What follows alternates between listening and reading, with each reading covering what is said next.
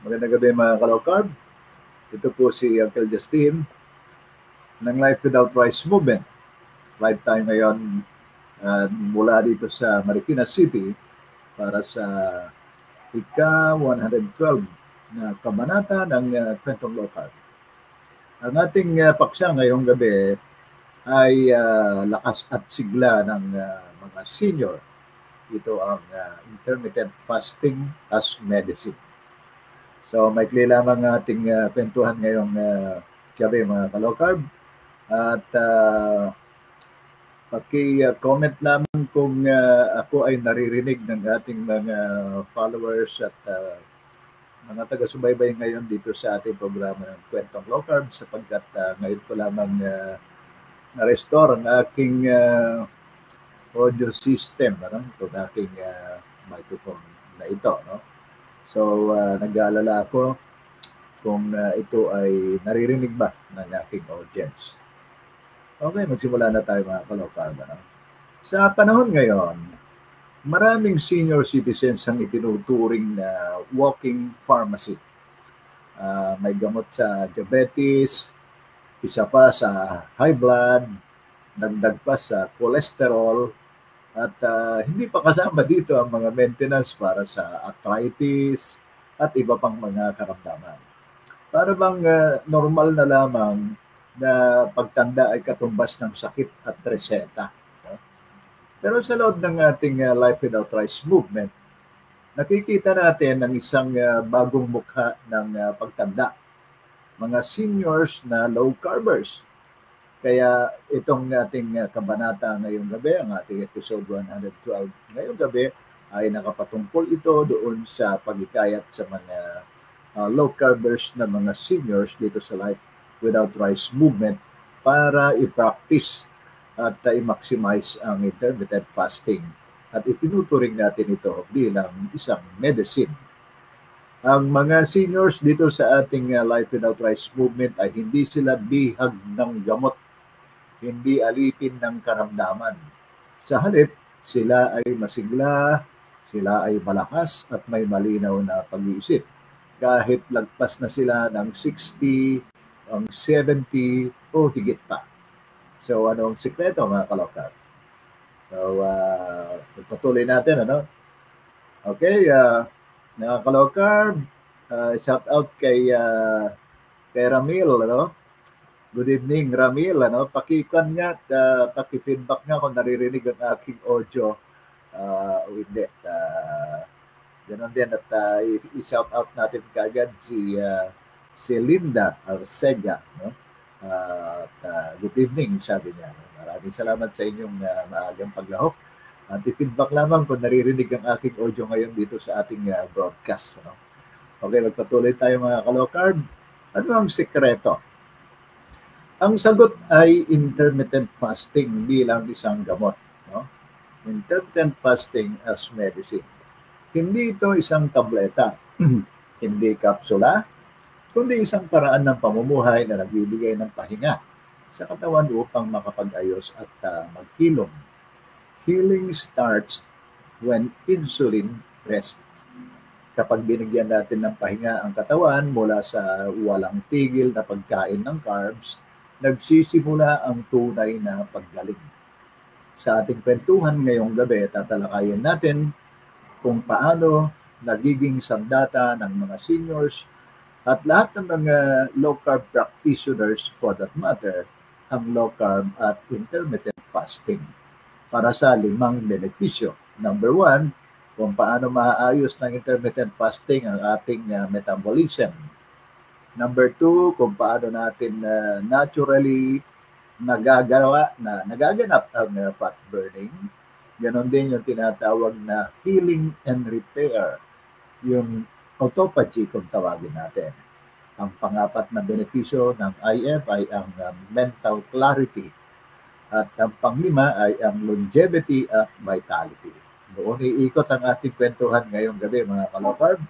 At inihikayat ko ang ating mga followers at mga miyembro ng Life Without Rice movement na mag-participate at mag-share ng kanilang experience intermittent fasting, sila man ay seniors or hindi. At okay, good. Sabi ni Linda ay naririnig po. Okay, salamat Linda. No? Okay, magpapatuloy tayo sa ating kwentuhan ngayong gabi. Ika nga, growing old is mandatory. Growing weak is optional. Hindi ba? Kapag naririnig ang salitang senior, madalas nakasunod ay mga katagang maintenance, sakit, ika, rayuma, hindi ba? Pero hindi ba't dapat ang ating pagtanda ay mas makulay, mas masigla at malaya kaysa paulit-ulit na reseta? Sa mundong puno ng gamot at reseta, may isang sinaunang prinsipyo na muling nabubuhay, sumisigla at ipinapalaganap ng Life Without Rice movement. Ito ang tinatawag nating intermittent fasting as medicine. Hindi ito bagong fad, ano? Hindi ito fad. Ito ay nakaugat sa ating kasaysayan. Bago pa dumating ang 3 meals a day, ano? Hindi ba't na sa mga nakalipas na mga episode ng Kwentong Low Carb ay tinalakay natin kailan at bakit, ano ang historical background ng 3 meals a day, di ba? Hindi ba't binanggit natin na sumulpot ito sa pagsiklab ng Industrial Revolution, ano? At naobliga ang mga pabrika noon, inobliga ang mga manggagawa, at mga dating magsasaka na naging manggagawa ay inobliga sila na hati-hatiin ang kanilang mga shift, no? First shift, second shift, third shift. At doon na-develop yung breakfast, lunch, dinner na 3 meals a day. Okay.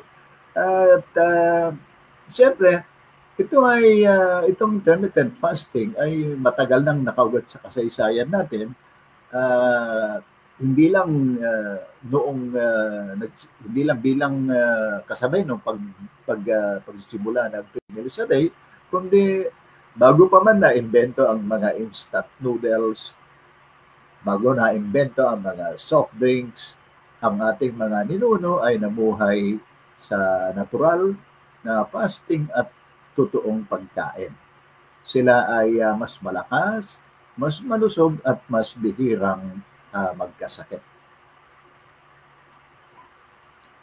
Talakay natin ang mga benepisyo, yung binanggit kong 5 benefits kanina, no? Ng intermittent fasting para sa mga seniors. No? Nagdidin ako mga ka-low carb, in particular sa mga seniors na miyembro ng Life Without Rice movement.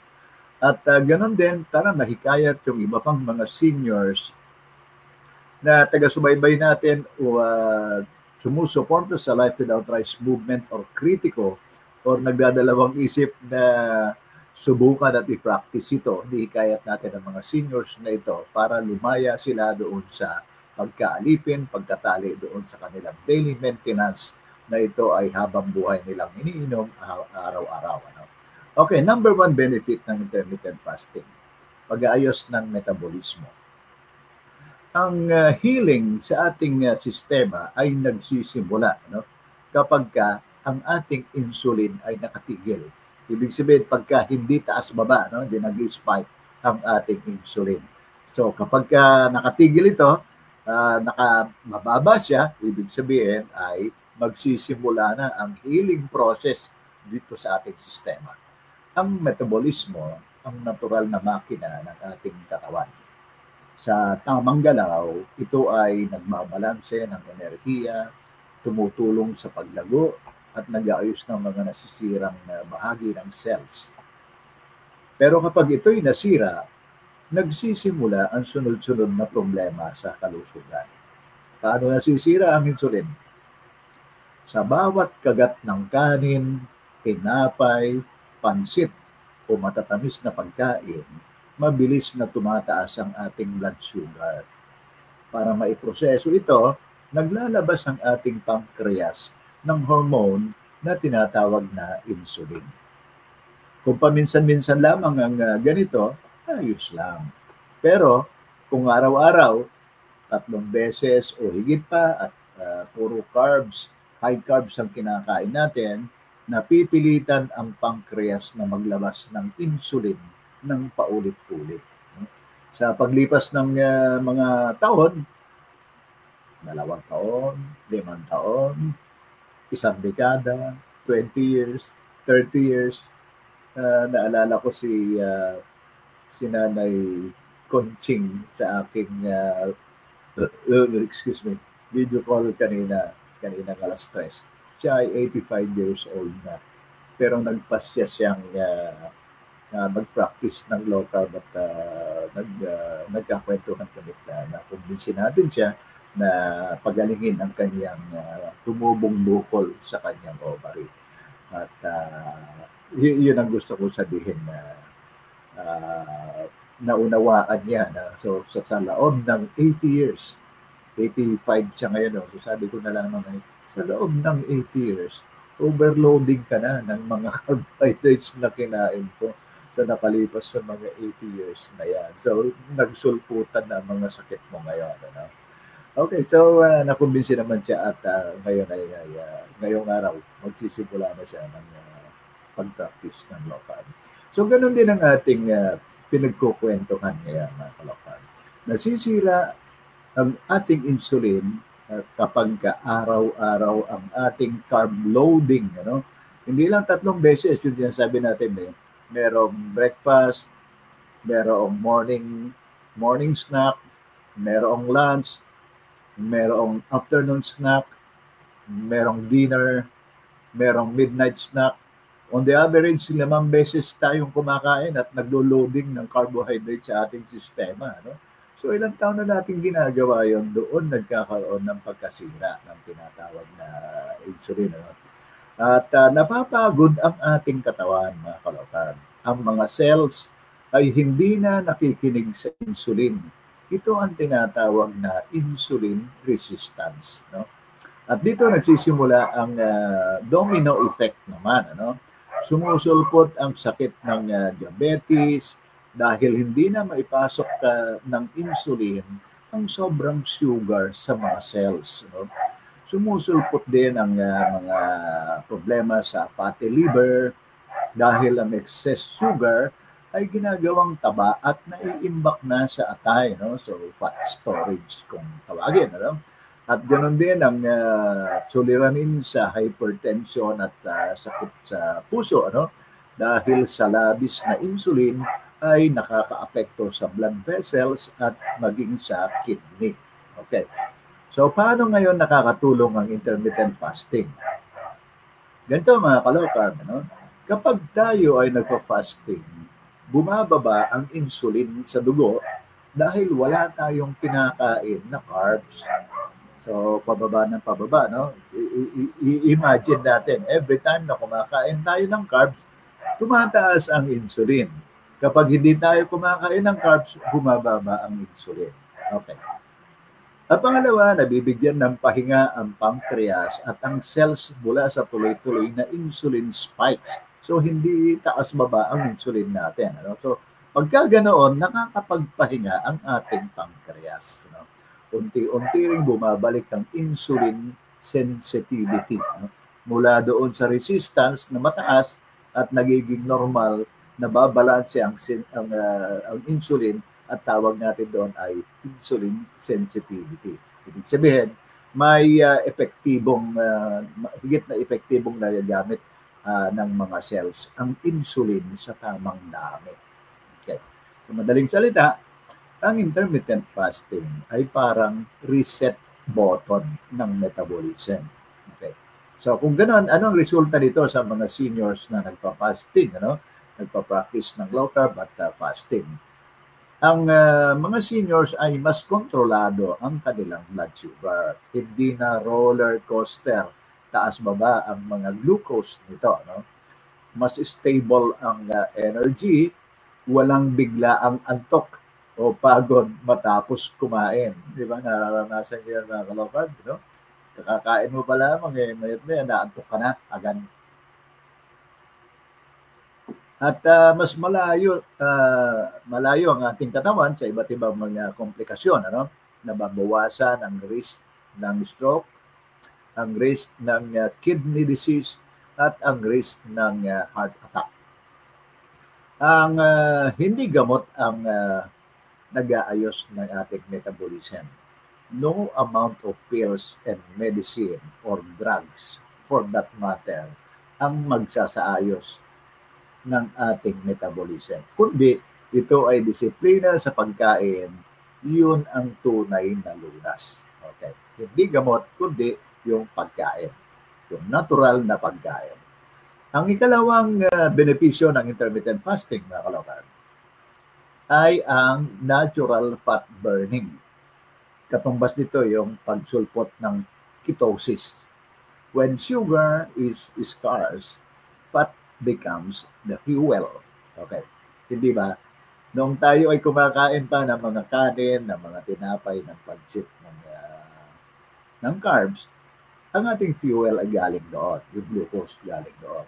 Pero dahil tayo ay nagpa-fasting na, nag-low carb at nag-fasting, at scarce ang sugar, ang glucose, ang nagiging fuel na natin ay mula sa fat. Yan yung tinatawag nating natural fat burning.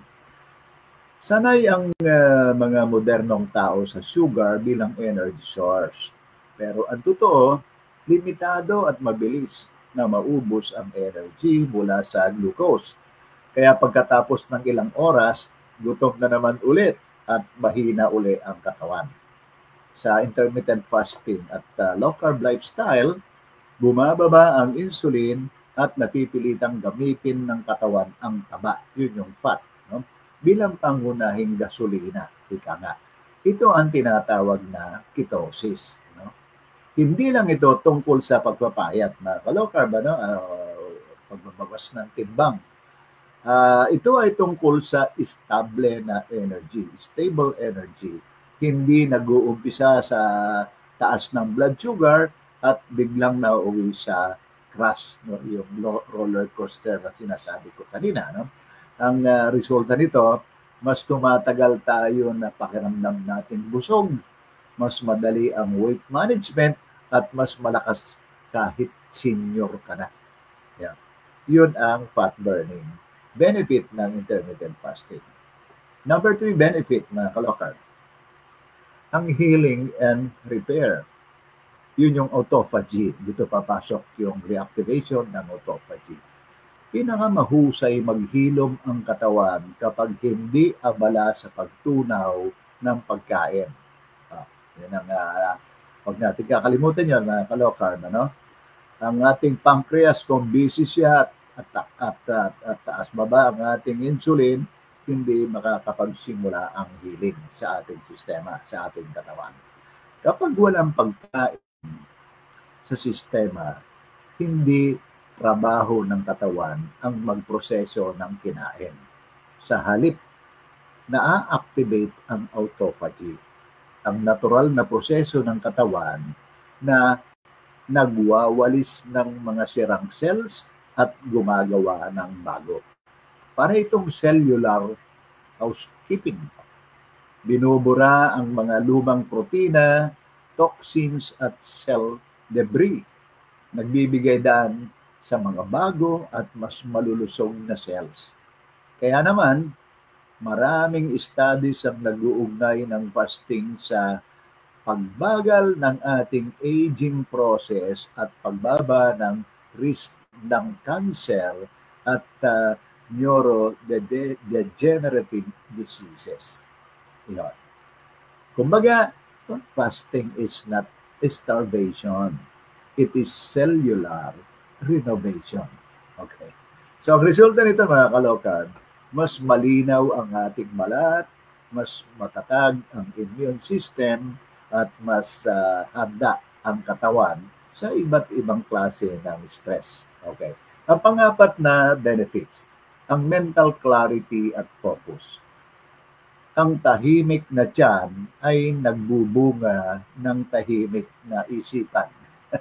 Di ba? Siyempre, hindi busy ang iyong stomach, no? So, yung clarity ng pag-iisip, yung brain fog, kumbaga, no? At focus ay nagaganap. Alam mo ba kung bakit madalas antukin sa opisina pagkatapos ng lunch? Dahil sa carb crush. Kapag bumagsak ang blood sugar, matapos ng bigla ang taas, ramdam agad ang antok at mental fog, kung tawagin. Sa fasting at low carb, steady ang fuel ng utak mula sa ketones. Ang ketones ay parang super fuel para sa brain. Mas efficient ito kaysa sa glucose. Mas malinaw ang pag-iisip, mas tumatalas ang memory, mas lumalakas ang concentration. Kung may unleaded at premium na gasolina, ang ating utak ay umaandar ng mas epektibo sa ketones. Kaya ang resulta, hindi lamang katawan ang malakas, kundi pati ang ating isip. Mahalaga lalo na sa mga seniors na nagpa-practice ng low carb. Ang panghuling benepisyo nito, mga ka-low carb, panglima, no? Ang tinatawag na longevity and vitality. It is not about lifespan. It's about health span. Okay.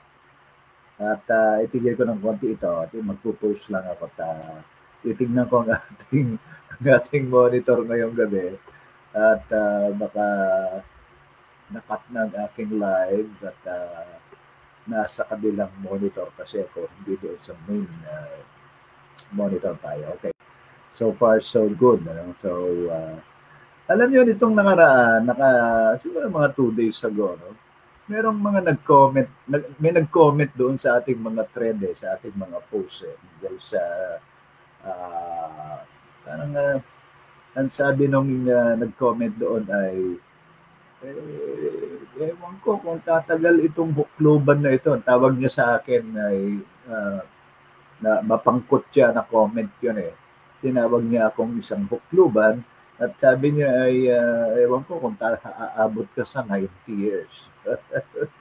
So, ang kanyang pangahulugan doon ay, ang low carb ba ay nagpapahaba ng buhay? Sabi niya. Gano'n ang tema ng kanyang comment. Ano? So, sinagot natin na it is not about lifespan. It's about health span. So, magkaiba yung dalawa na yun, mga ka-low carb. Ano? Yung haba ng buhay at yung health, yung kabuluhan, yung kalusugan, kung gaano kalusog ang iyong buhay habang ikaw ay nabubuhay. Okay. Ganito, maraming tao ang umaabot ng 60, ng 70, ng 80 years old, in fact, kahit ng mga 90 years old, may mga umaabot pa rin hanggang ngayon. Pero, ito ang punto rito. Pero karamihan sa kanila ay mayroong maintenance at maraming sakit. Hindi ba? Sa katunayan nga, may mga kinu-coach tayo eh. 40s pa lamang siya eh. 5 na ang kanyang maintenance eh. Sabi nga niya, nung nag-low carb nga ako, sabi niya, nabawasan na eh. Dati, 8, sabi niya. Isipin mo, 40 years old, 8 na ang kanyang dating maintenance. So, unti-unti, several weeks ang lumipas at na-advise ng kanyang doktor na bawasan na. So, naging 5 na lang ang kanyang maintenance. So, ano pa? Ano pa kaya kung ikaw ay 70 years na, 80 years old na, or 90 years old na, no? Eh, marami sa kanila, hindi lang maraming sakit, maraming mga maintenance, kundi bedridden, hindi ba? Yun yung tinatawag natin na lifespan. Na mahaba ang buhay mo, pero ikaw ay maraming sakit, maraming maintenance at bedridden. Kung ganon, ano ang saysay ng mahabang buhay kung ito'y puno ng karamdaman? Hindi ba? Kung ikaw ay nakaratay sa banig ng karamdaman. Ano? So yun ang gusto nating sabihin na it is about health span. Okay. Ang low carb at intermittent fasting ay hindi magic pill. Pero ito ay kaya nating i-extend ang health span. Ang panahon na malakas at masigla at walang iniindang sakit ang katawan. Mas mababa ang risk ng mga chronic diseases, mas matibay ang resistensya, at mas mataas ang kalidad ng buhay. No? Hindi lahat ng senior ay maintenance ang katumbas nito. Dito sa low carb, dito sa Life Without Rice movement, maraming seniors dito ang nag-weightlifting pa, no? nagpa-plank, nag-brawl, nag-squat, at liban sa jogging at walking, ano, nagpo-push up, at iba pang mga tinatawag na resistance exercise, ano, strength exercise. Yun ang kainaman ng kombinasyon ng low carb at ng intermittent fasting. Ano. Kapag hindi natin ginawa yun, ay mauuwi tayo doon sa banig ng karamdaman. Okay. At aging, huwag natin kakalimutan ito, aging is inevitable, but suffering is optional. Ang resulta nito, siyempre, tumatanda ng may malakas na katawan at masiglang pangatawan. Hindi nakatali sa gamot at hindi pabalik-balik sa ospital. Yun ang gusto natin. Yun yung health span. Okay, mga kalokan. Sa ating pagwawakas ng maikling kwentuhan ngayong gabi, ay tandaan natin ito. Hindi nakatali sa gamot ang ating pagtanda. Sa pamamagitan ng low carb at intermittent fasting, kaya nating ibalik ang sigla, ang lakas, at kalayaan mula sa maintenance. Sabi nga, ang tunay na paggaling ay nagsisimula kapag nagpahinga na ang insulin.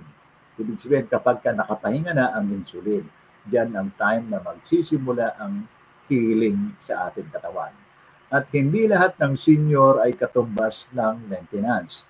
Tayo mismo ang patunay na pwedeng tumanda ng malakas at masigla.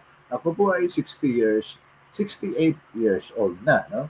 At nawala ang aking sakit na hypertension na pinagdusahan ko ito ng 7 taon at umiinom din ako ng maintenance na Micardis araw-araw for the last 7 years. Noong ako ay may sakit pa niyan, 130, 140 hanggang 150 ang aking blood pressure.